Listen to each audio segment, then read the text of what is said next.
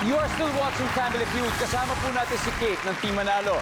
Pero siyempre, mas magiging merry ang Christmas nila kung makapag-uwi sila ng total cash prize na 200,000.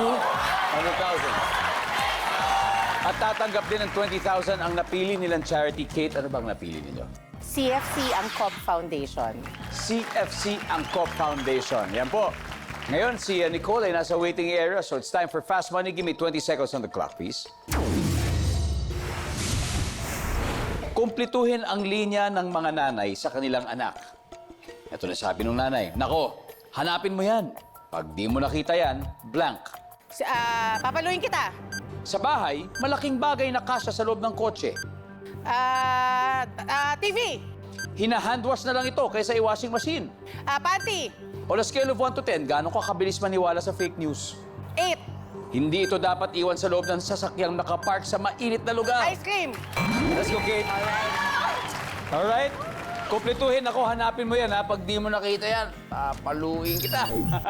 Ang sabi ng survey dyan ay, yun! Wow! Hindi ka sa top. Nasabi na ba sa'yo ni Mami yun? Yes, Dati? yes. All the time. All the time. Sa bahay, malaking bagay na kasya sa loob ng kotse. Sabi mo, TV. Ang sabi ng survey sa TV ay, Oh my God! pasok!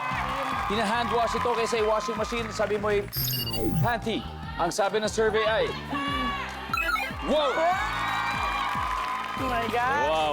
On a scale of 1 to 10, gaano ka kabilis maniwala sa fake news? 8. Sabi ng survey, meron. Hindi dapat iwan sa loob ng sasakyan nakapark sa mainit na lugar. Sabi mo ay ice cream. Wow, natunaw yan. Ang sabi ng survey ay, uy, sayad.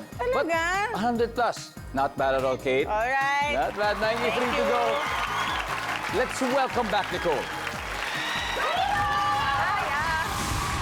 Nicole, sa tingin mo, ilang putos nakuha ng kapatid mo? Ano ba? Hanggang 100? We need 200 ko? 200 eh. Feeling ko baka 180. 20 na lang sa akin.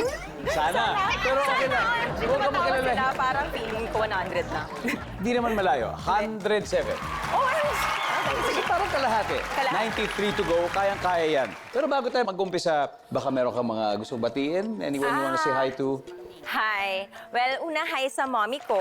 And hi sa mga anak ko. So, kay Andre and Amelia. Yan. Si mommy nandito. So, pray. Sana makuha ko.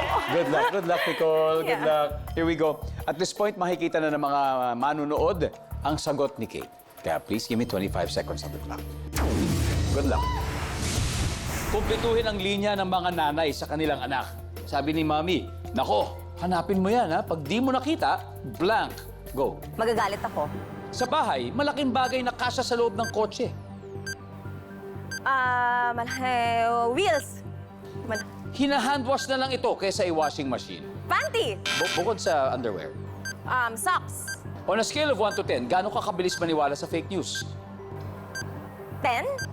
Hindi ito dapat iwan sa loob ng sasakyan nakapark sa mainit na lugar. Cellphone. Let's go, Nicole.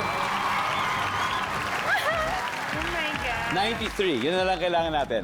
Kumpletuhin ang linya ni Mami na ko, hanapin mo yan. Pag di mo nakita, magagalit ako. Ang sabi ng survey dyan ay, uy! 0? Why? Ang top answer, mapapalo kita. Sa bahay, malaking bagay na kasya sa loob ng kotse, sabi mo, wheels. Siguro iba yung narinig mo, no? Yan. Iba yung narinig ko. Ano sana gusto mong sagutin? Pag ganon, siguro, nakasya sa kotse, malaking bagay. Nagaling sa bahay. TV. TV? Yan, nasagot na ni Kate din. Nandun na. So, tignan natin sa wheels. Ano ba ang wheels? Siyempre, 0. Siyempre, wala. Okay.